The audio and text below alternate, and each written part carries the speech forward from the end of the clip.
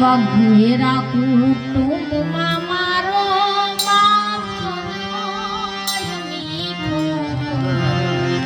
એ છાંયડો છે મારા બાપનો.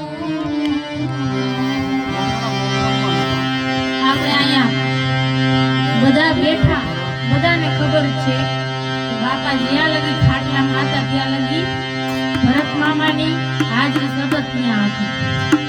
એની જિંદગીમાં બાપનું મહત્વ શું હોય એ આ ભજનમાં દર્શાવવામાં આવ્યું. એવો ઘેરો એ વડલો ને ઘેરી છાયડી ઘેરા કુટુંબમાં મારો બાપ જો રે મીઠો એ